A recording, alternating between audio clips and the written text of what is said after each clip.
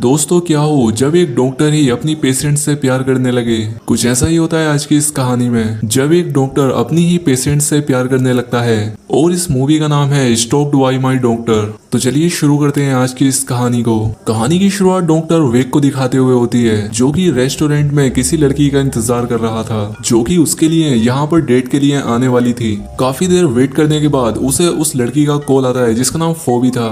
खैर अब यहाँ पर वो लड़की डॉक्टर वेक से डेट पर आने के लिए मना कर देती है। अब इसके बाद सीन चेंज होता है और हमें 4 हाई स्कूल फ्रेंड्स को दिखाया जाता है, सोफी, कैटलीन, रियान और एडी। अब इन चारों में से सोफी और कैटलीन का सिलेक्शन एक ही कॉलेज में हो जाता है और अब इसी खुशी में ये चारों सेलिब्रेट करने के लिए जाते हैं। खैर अब सेलिब्रेट करने के बाद सोफी और रियान अपने घर जा रहे होते हैं। तभी रियान को टेक्स्ट मैसेज आता है और वो ड्राइव करते हुए टेक्स्ट का रिप्लाई देने लगता है। अब इस पर सोफी उसे रोकने की भी कोशिश करती है, लेकिन रियान उसकी बात नहीं सुनता और इनका एक्सीडेंट हो जाता है। अब इसके बाद सोफी और रियान को हॉस्पिटल ले जाया जाता है। खैर अब यहाँ हॉस्पिटल में सोफी के इस केस के लिए डॉक्टर वेक को असाइन किया जाता है।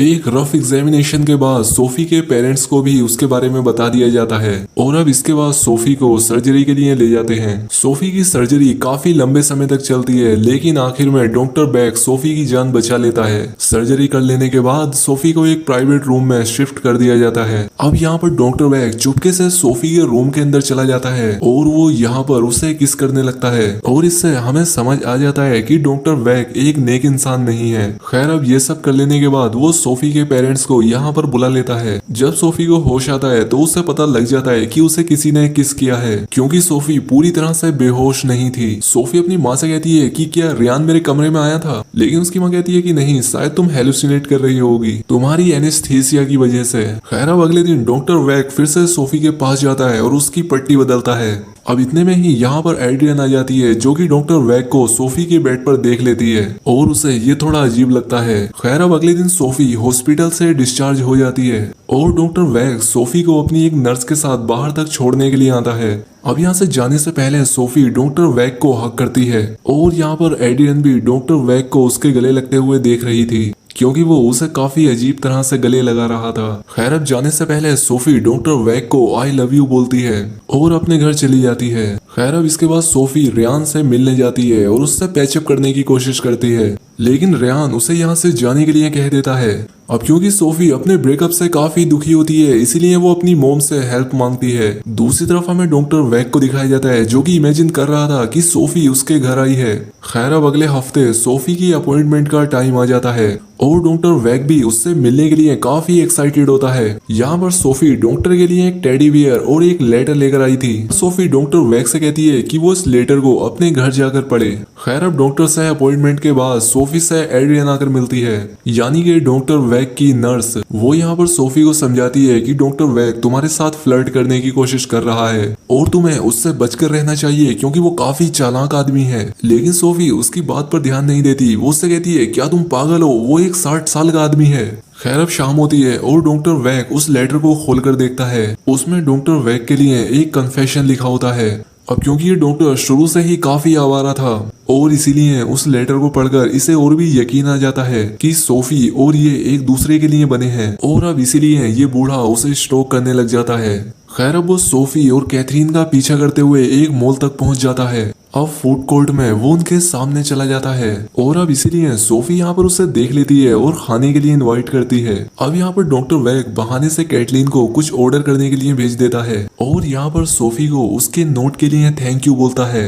वो यहाँ पर सोफी का हाथ पकड़ने की भी कोशिश करता है, लेकिन सोफी अपना हाथ पीछे ले लेती है। अब यहाँ पर डॉक्टर वेक उसे एक मूवी के लिए इनवाइट करता है और उसकी ये बात सुनकर सोफी भी काफी हैरान हो जाती है। वो समझ जाती है कि ये बूढ़ा सच में मुझसे फ्लर्ट कर रहा है और तभी कैटलीन वहाँ पर वापस आ जाती है और इसीलिए डॉक्टर वेक वहाँ से चला जाता है। अब अगले दिन सोफी इस सब के बारे में अपने पेरेंट्स को बताती है, जिस पर उसका फादर जिम उससे कहता है कि अब उसे इस सब की आदत डालनी पड़ेगी, क्योंकि उनका मानना था कि उन्हें डॉक्टर वेक से अच्छा डॉक्टर मिलेगा ही नहीं। लेकिन सोफी की माँ एड्रियन इस बात से काफी गुस्सा होती है और जिम को डॉक्टर वेक से बात करने के लिए कहती है। अब थोड़ी ही देर के बाद जिम डॉक्टर वेक के पास जाता है और उससे इस बारे में बात करता है। लेकिन डॉक्टर बैक उससे कहता है कि सोफी उससे झूठ बोल रही है। डॉक्टर बैक कहता है कि पेशेंट को उसके डॉक्टर को आइडियलाइज करना बहुत ही आसान है। वो यहाँ पर जिम को सोफी के गिफ्ट्स भी दिखाता है और अब इसीलिए यहाँ पर जिम भी मान जाता है कि सब सोफी की ही गलती है। खैर अब कुछ दिनों के बाद सोफी और एड्रियन फिर से शॉपिंग करने के लिए मॉल जाते हैं और उनके घर के बाहर डॉक्टर वैक उनके जाने का इंतजार पहले से ही कर रहा होता है।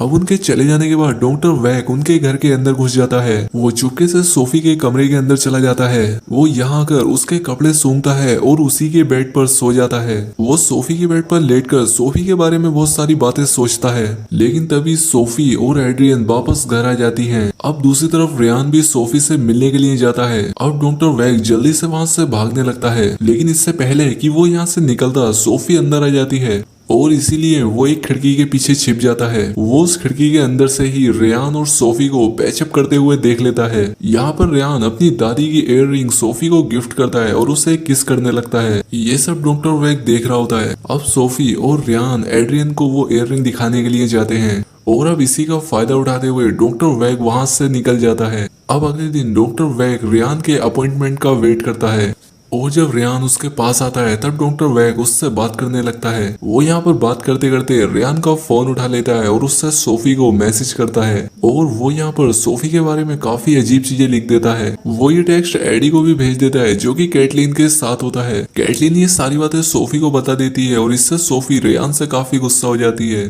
खैर थोड़ी ही देर के बाद सोफी और रेयान वापस से मिलते हैं, जिस पर सोफी उससे कहती है कि हमें कुछ दिनों का ब्रेक लेना चाहिए। रेयान उसे समझाता है कि देखो वो टेक्स्ट मैंने नहीं भेजा और इसके बाद वो उसे किस करने की कोशिश करता है, लेकिन सोफी उसे किस करने नहीं देती और वहां से चली जाती है।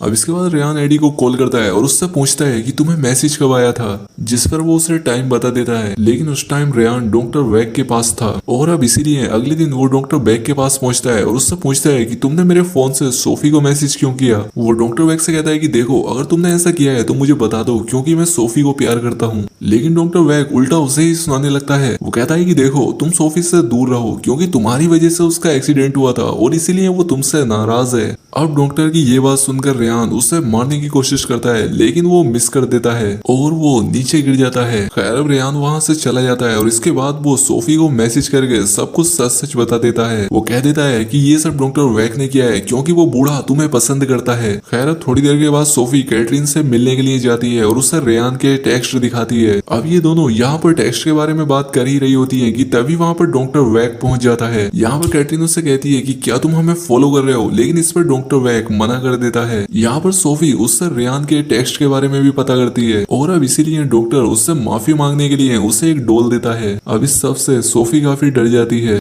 और इसके बाद कैटरीन उसे यहाँ से लेकर चली जाती है। अब घर जाने के बाद सोफी एड्रीन को सब कुछ सच बता देती है। वो यहाँ पर उससे कहती है कि हमें डॉक्टर चेंज कर देना चाहिए और हमें डॉक्टर वैक पर कंप्लेंट करनी चाहिए। इसके बाद एड्रियन सोफी को लेकर हॉस्पिटल पहुंच जाती है और डॉक्टर वैक को धमकाती है कि वो सोफी से दूर रहे वरना उसकी हड्डियां तोड़वा दी जाएंगी। अब इससे डॉक्टर काफी गुस्सा हो जाता है और एड्रियन की मेडिकल हिस्ट्री चेक करता है। उसे यहाँ पर पता चलता है कि एड्रियन पेंसिलिन से एलर्जिक है और इसीलिए ये बूढ़ा उसकी रेगुलर दवाई में पेंसिलिन मिला देता है। अब एड्रियन जब कुछ दिनों के बाद दवाई लेती है तो वो बेहोश हो जाती है और इसीलिए सोफी को उसे हॉस्पिटल ले जाना पड़ता है। इसके बाद डॉक्टर वैक को भी पता लग जाता है कि सोफी यहाँ पर आई हुई है, इसीलिए वो उससे बात करने के लिए जाता है। लेकिन सोफी उससे बात करना नहीं चाहती थी, इसीलिए वो एड्रियन के पास चली जाती है। खैर अब इसके कुछ देर के बाद सोफी अपने नए कॉलेज को देखने के लिए जाती है। अब इसके बाद रात में जब सोफी घर वापस आ रही होती है तब डॉक्टर वैक भी वहाँ पर पहुंच जाता है और वो यहाँ पर आकर सोफी को किडनैप करने की कोशिश करने लगता है। अब सोफी यहाँ से अपनी गाड़ी में बैठकर भागने की कोशिश करती है, लेकिन डॉक्टर वैक उसकी गाड़ी को ठोक देता है। इसके बाद वो एक रोड से उसकी फ्रंट विंडो को तोड़कर सोफी को बाहर निकाल लेता है और उसकी गाड़ी को जला देता है, जिससे कि वो एक एक्सीडेंट लगे। इसके बाद पुलिस सोफी के पेरेंट्स के पास जाकर उन्हें बताती है कि सोफी का एक्सीडेंट हो गया है और सोफी की उसमें जलकर जान चली गई। और दूसरी तरफ हम देखते हैं कि डॉक्टर वैक ने अपने घर ले जाकर सोफी को बांध रखा है। ये बूढ़ा यहाँ पर पर सोफी को एक पासपोर्ट दिखाता है और उसे कहता है कि मैं तुम्हें मैक्सिको ले जाऊंगा और मैं तुम्हें वहां ले जाकर फुल मजा करूंगा। दूसरी तरफ एड्रियन सोफी के सामान को देखकर रो रही थी जो कि उसे हॉस्पिटल से मिला था। वो रेयान को बुलाकर उसे उसकी रिंग भी वापस कर देती है, लेकिन रेयान सोफी की मां से कहता है कि ये वो रिंग नहीं है जो मैंने सोफी को दी थी।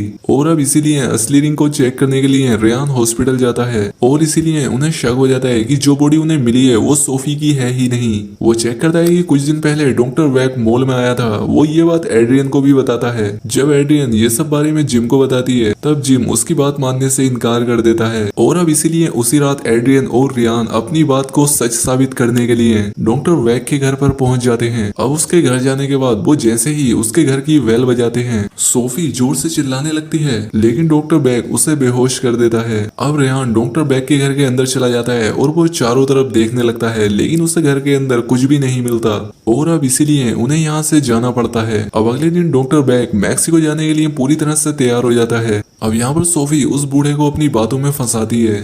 वो उससे कहती है कि मैं तुम्हारे साथ मेक आउट करना चाहती हूँ और इसीलिए वो बुढ़ा खुश होकर उसका हाथ खोल देता है और इसी मौके का फायदा उठाते हुए सोफी एक नाइफ लेकर डॉक्टर बैक को स्टैप कर देती है, लेकिन इससे वो बच जाता है। उसे बस मामूली सी चोटें आती हैं। अब इससे उस बूढ़े को काफी गुस्सा आ जाता है और वो सोफी के हाथ पैर काटने का डिसीजन लेता है। और जब वो अपनी सर्जरी के लिए सामान इकट्ठा कर रहा होता है तब सोफी अपनी रस्सियां खोल लेती है और अब जैसे ही वो यहाँ से भागने लगती है तभी डॉक्टर बैक वापस आ जाता है। वो सोफी का पीछा करने लगता है और उससे पकड़ लेता है, लेकिन सोफी उसके अखरोट फोड़ देती है।